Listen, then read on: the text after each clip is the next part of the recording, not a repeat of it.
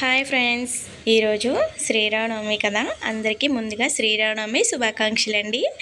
మన ఛానల్ ఎవరైనా కొత్తగా చూస్తున్నట్టయితే ప్లీజ్ సబ్స్క్రైబ్ చేసుకోండి ఫ్రెండ్స్. ఈరోజు శ్రీరామనవమి రోజున నేను పూజ ముగించుకుని ఇంట్లో గుడికి అయితే వెళ్ళానండి. మా తణుకుల దగ్గరలో ఉన్న రామాలయానికి అయితే వెళ్ళాను. సో గుడి ఎలా ఉందో ఏంటనేది చూపిస్తానండి. అక్కడ రాముల వారనే కాదు, ఇక్కడ సాయిబాబా, దత్తాత్రేయ స్వామి, అలాగే ఈ టేపుని చూస్తే కనుక వినాయకుడు, అలాగే దుర్గమ్మ తల్లి, అలాగే అయ్యప్ప స్వామి, అలాగే అయ్యప్ప స్వామికి మెట్లు ఉంటాయి కదా, అవి కూడా ఉన్నాయండి.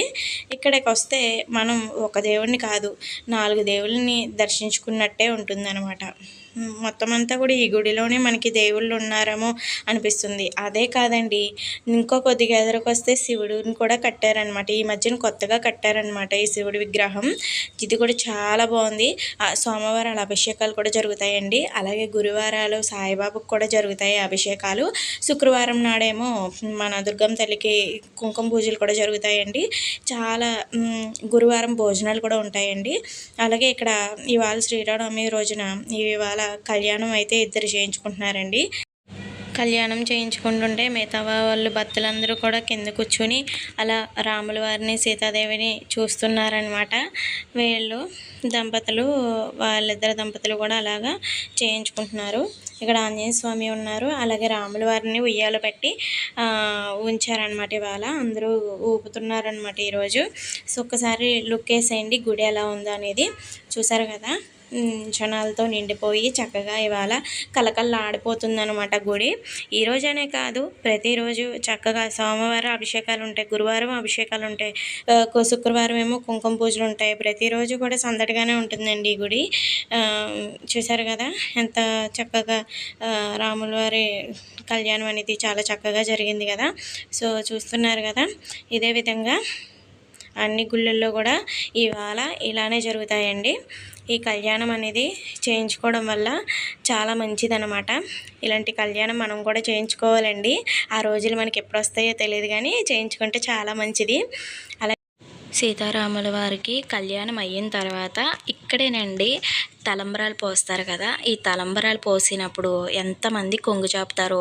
అసలు ఆ కొంగు చాపడానికి అర్థం ఏంటో తెలుసా మీకు? అలా కొంగు చాపడం వల్ల ఆ బియ్యం అనేది వాళ్ళ కొంగులో పడితే కనుక సంతానం కావాల్సిన వాళ్ళకి సంతానం, పెళ్ళి కావాల్సిన వాళ్ళకి పెళ్ళి అవుతుంది అనేసి పెద్దలు అంటూ ఉంటారండి. ఈ విషయం మీలో ఎంతమందికి తెలుసా అనేది కామెంట్ చేయండి. ఇలా కొంగు చాపడి ఆ బియ్యం కనుక మన కొంగులో ఎంత పడితే అవి అన్నీ కూడా పరమాన్నం అయితే ఇంటికి వచ్చిన తర్వాత పరమాన్నం వండుకొని ఆ రోజే తినేయాలన్నమాట.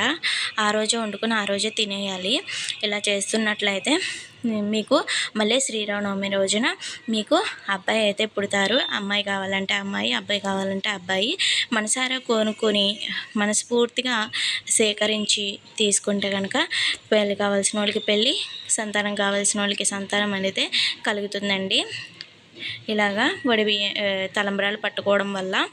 సో ఆ తర్వాత ఇంకా వస్త్రధారణం, అలాగే ఇంకా తాళ్ళు అవి కూడా మార్చుకున్నారన్నమాట. దండలు అవి కూడా వేసేసారు స్వామివారికి. ఇంకా అయిపోయింది కదా పెళ్ళి. ఈరోజు నేను వెళ్ళడం, ఆ స్వామిని దర్శించుకొని రావడం చాలా ఆనందంగా అనిపించింది. అక్కడ ఉన్నంతసేపు కూడా చాలా ఆనందంగా అనిపించింది నాకు. మెయిన్ అక్కడ తలంబ్రాలు దొరికినాయి. తలంబ్రాలు దొరికిన తర్వాత ఇంటికి వచ్చి నేను పరమాన్నం అయితే వండుకున్నాను. చాలా హ్యాపీగా ఉంది. ఇంకా ఈరోజు ప్రసాదాలు ఏమి నైవేద్యంగా పెట్టాలంటే స్వామివారికి బాగా ఇష్టమైంది పానకం అండి. ఆ పానకం అనేది పెట్టాలన్నమాట. పానకం అంటే ఎలాగా అంటే కొద్దిగా నీళ్ళు, కొద్దిగా బెల్లం, మిరియాలు, యాలక్కాయలు వేస్తే పానకం అయితే తయారవుతుంది. అలాగే కొద్దిగా వడపప్పు నీళ్ళేసి నానబెట్టి నైవేద్యంగా సమర్పించాలి. ఆ తర్వాత శనవిడి అంటే కొద్దిగా వరిపిండి, అలాగే బెల్లం వేసి బాగా కలుపుకోవాలి. అంతేనండి. ఈ 3 ప్రసాదాలు కూడా స్వామివారికి చాలా ఇష్టం అనమాట. శనవిడి, వడపప్పు, పానకం ఈ 3 కూడా శ్రీరామనవమి రోజున తప్పకుండా పెట్టాల్సిన నైవేద్యాలన్నమాట. సో తప్పకుండా మీరు శ్రీరామనవమి రోజున ఈ 3 కూడా కంపల్సరిగా స్వామివారికి పెట్టండి. అలాగే ఇంకా లాస్ట్లో ఫైనల్గా అయితే హారతి అయితే ఇచ్చేసారండి. ఇంకా పూజ అయితే అయిపోయింది. ఆ సీతారామ ఆశీస్సులు మీపై మాపై ఉండాలని మనసారా కోరుకుంటున్నానండి. ఇంకా అక్కడ తలంబ్రాలు పోసిన తర్వాత కొంతమంది కొంగు చాపులేని వాళ్ళు ఉంటారు కదా, ఆ స్వామివారి దగ్గర నుంచి కొన్ని తలంబ్రాలు అయితే తీసుకుని వెళ్తున్నారండి అందరూ కూడా. చాలా మంచిదనమాట. అలా కొంగు పట్టినా పర్వాలేదు, కొన్ని తీసుకెళ్ళినా పర్వాలేదండి. కొంతమంది బీరువాళ్ళ ఆటల్లో కూడా దాచుకుంటారు ఆ బియ్యాన్ని. ఈ శ్రీరామనవమి రోజున చాలామంది ఉపవాసాలు కూడా ఉంటారండి. నేను ఈరోజు కట్టుకున్న చీర నేను ఎలా ఉన్నాననేది కామెంట్ చేయండి. అంతే. వీడియో మీకు నచ్చినట్లయితే లైక్ చేయండి, షేర్ చేయండి, కామెంట్ చేయండి అండ్ మన ఛానల్ని సబ్స్క్రైబ్ చేసుకోండి. Thank you for watching. Bye bye.